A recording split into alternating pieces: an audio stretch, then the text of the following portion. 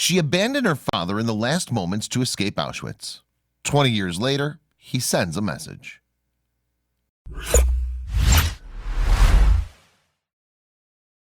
But before we start, please give the video a like and make sure to subscribe to Wonderbot and hit the bell so you'll never miss any uploads from us.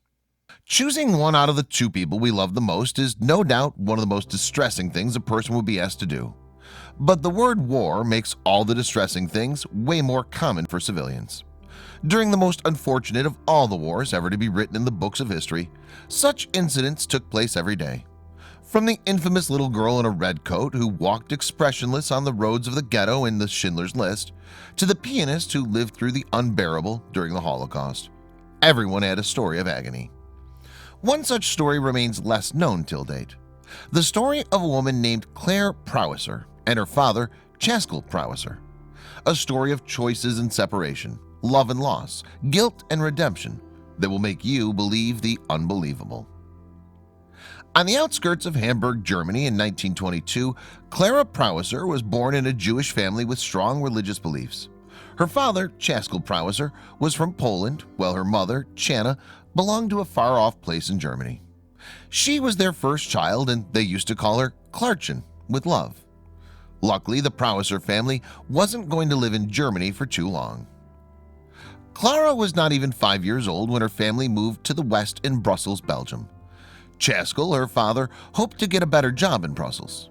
Sadly, things were never in the poor man's favor, who loved his family the most but found himself in front of money.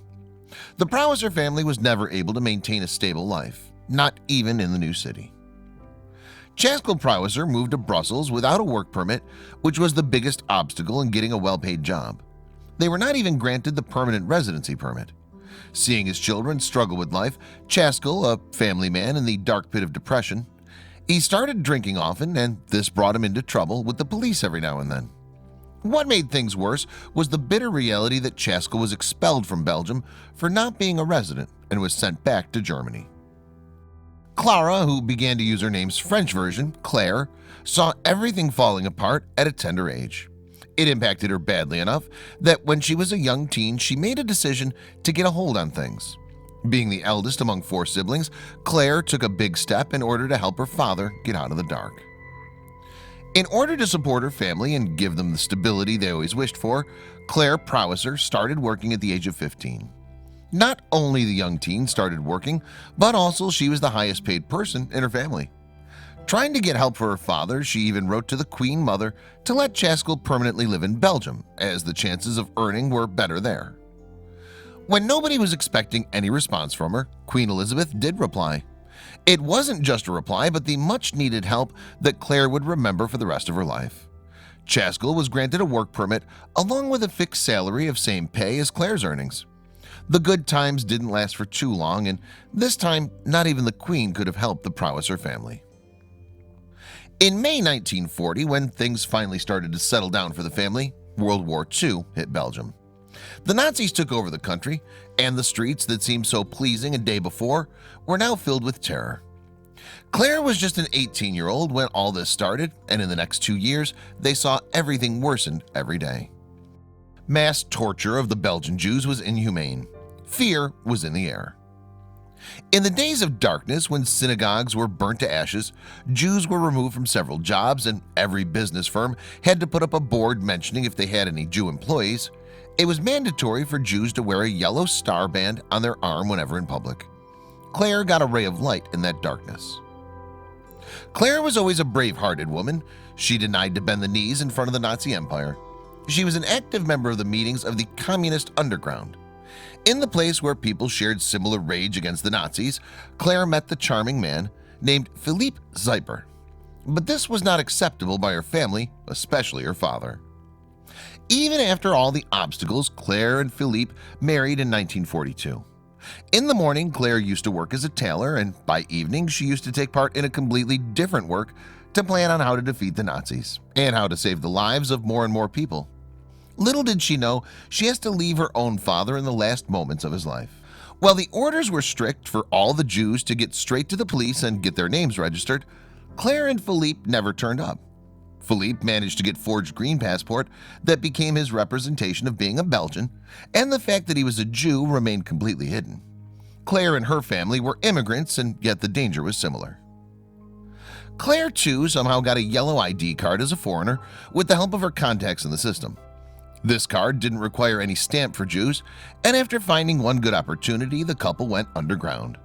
They were still working in the resistance by sharing anti-Nazi pamphlets within the colonies. However, their nightmares were yet to turn to reality. 2 years after the Nazis invaded Belgium, their cruelest intentions started to show up in the summer of 1942. The same year, Claire and Philippe got married.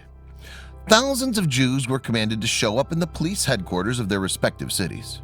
The horror knocked the Prowessers home when Claire's sister Edith got a warrant to visit the Nazis. Claire begged her younger sister to stay and not report to the Germans. But she had to go, and that was the last time that Claire saw her. Nobody heard from Edith ever again. Unfortunately, just like her younger sister, there were hundreds of Jews whose whereabouts were nowhere to be found. They all met the same fate. That was the end for them. All the Jews were being caught and sent to a detention camp in Mechelen. When Chaskel, Claire's father, was out for his daily walk, which was a must for the old man suffering from asthma, the German secret police, the Gestapo, was aware of all the Jews left in the town, and they arrested each and every last remaining Jew that was on records with them. In January 1943, he was taken to the detention camp in Mechelen. The devastating reality was yet to be faced in the detention camp when the Prowesser family was going to be reunited. Being Jewish was enough reason for one to be scared. Philippe and Claire were still underground and trying to do whatever they could for the cause, until one day they met a stranger. According to him, he was one of the Belgian communists and was in desperate need of their help. The kind-hearted couple trusted him, and that proved to be their biggest mistake. This so-called Belgian communist was hired by the Nazis to find Jews who were in hiding. Once he got to the couple's secret place, he reported it to the Nazis, and the same night they were surrounded by German soldiers. There was a knock on the door that let the disaster in. They were betrayed.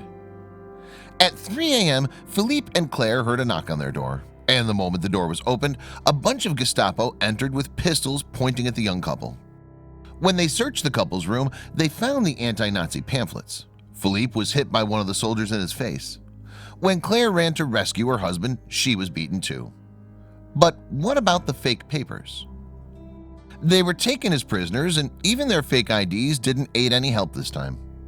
Philippe was badly beaten and looking at her husband, close to falling unconscious on the floor. Claire admitted that they were Jews. The couple was thrown in a truck with many other Jews and taken away. What happened next was just the beginning. Claire and Philippe were driven to the detention camp in Mechelen. They too faced all that horrible process of leaving all the jewelry and other valuables behind. The newlywed, Claire, was allowed to keep her wedding ring, and that was all. In those times of misery, the couple was going to see a familiar face among the crowd of detention camp. Chaskel, Claire's father, who was sent to Mechelen, was the one who saw them from a distance and came running to his daughter and son-in-law. He told them how he used to wait there whenever any truck arrived to see if any of his family members were sent in. They didn't know whether they should be happy to see each other after so long or sad to see each other in the detention camp. Their identities were gone, and all they had left were the numbers written on the clothes that were given to them. Now they were not Claire and Philippe, but 254 and 255. And XX was written next to the piece of cardboard. What did this XX even mean? They were in the detention camp for over 3 months before they heard the news of further transport. The prisoners were surviving on 1 meal a day. That too was a little piece of bread and cabbage soup. They lived in the fear of the ruthless camp commander and the aggressive trained dogs. And the stories of what was happening to the Jews in Poland was making it hard to pass every moment. Soon, Philippe and Claire decoded the meaning of XX that was written along with their numbers. It was the number of the train that would be taking them to an unforeseen track on Convoy 20. When Chaskel got to know that his daughter will be taken away from him, it affected him deeply enough that he fell severely ill. He was bedridden and suffering from high fever. Claire couldn't leave her father behind, and she knew something had to be done. Claire found someone to switch her name with her father's so they could be together. It was a risky thing to do, as anyone caught with wrong numbers would be punished by death. She traded her less than a year-old wedding ring to trade her father's name on the train with the couple. On April 19th, 1943, all the Jews with XX on their cardboard piece were called and sent inside Convoy 20. Previously, these were trains taking the prisoners to the concentration camps, but this time it was a series of awfully confined cattle cars. Claire, Philippe, and Chaskell were put in the congested wagon with around 50 inmates. The warning was given to all of them that if anyone tries to escape, all the remaining people on the train would be punished. The train headed north, but the couple will never reach the destined place. The couple wasn't sure where this train was heading, but they were sure of one thing, that this will be the end of them. Philippe shared his idea with his beloved. He was planning to escape, and he was planning to do it right away because once the train crosses the Belgian border, it will become impossible for them to survive. Claire couldn't leave her father in that situation, and her father couldn't jump either. He was unconscious and could barely move. His fever was high from the past 2 days. Since they got on the train, his condition continuously deteriorated. How could she just leave him like that? She loved him the most in this world. So far, she did all she could in her life to help him. "I'm not going to do it. I'm not going to jump from the train," Claire said to her husband. Philippe told her that if they don't jump now, they'll eventually die once they reach any concentration camps. The stress was too much to take, and Claire falls unconscious next to her father. When she finally woke up, Claire saw her father and her husband. Her father was still lying, hardly breathing. Her husband said it was now or never, and she could see herself in the middle of nowhere, stuck in the dilemma. Even though it was a choice she'll be regretting for many years to come, yet she gave up in front of her husband's pleas. Philippe carried Claire up towards the window latch. For a moment, she turned back and looked at her father for the last time. She got out of the window and stayed hidden from the Nazi cops, as she knew they'd be shot if they got caught. It was time for her to jump off the train, and so she raised her hands to protect her skull and jumped. After rolling through the field, she was finally conscious and out of the train where she left her father. To her surprise, even her husband was nowhere to be found. Claire was crying and looking for her husband. She couldn't believe her luck when she saw Philippe running towards her. They made it. The struggle was still far from over. They were still in those prison clothes, and anyone would know they were Jews. Claire and Philippe kept on walking until they reached a village. Hiding, the couple made their way to the village's church. They were taking a risk again, but they have to trust someone, so they told the priest about it. The priest could have easily told the Nazis about them, but he didn't. In fact, he handed over 50 francs to the couple and told them the way to the nearest city, Liège. That's where they found their non-Jew friends who kept them in hiding for over 1.5 years, until the war was over. Survivor guilt. Claire and Philippe were among the countable Jews who got through the Holocaust. In order to get away from the miserable memories, the couple moved to South America. Claire, however, never got over the regret of leaving her father on the train that day. Living with the guilt of letting her father die was a burden she couldn't take. It didn't let her sleep through the nights. But she didn't know that soon she'd be receiving an answer in the most unpredictable way.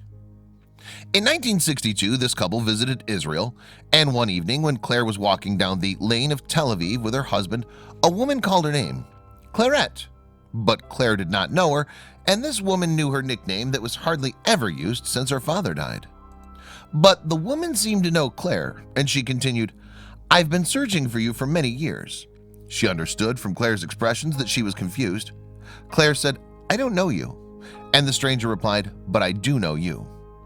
This woman was about to say something that would change Claire's life forever. It was a message from Chaskell. Claire's expression changed when the woman took her father's name.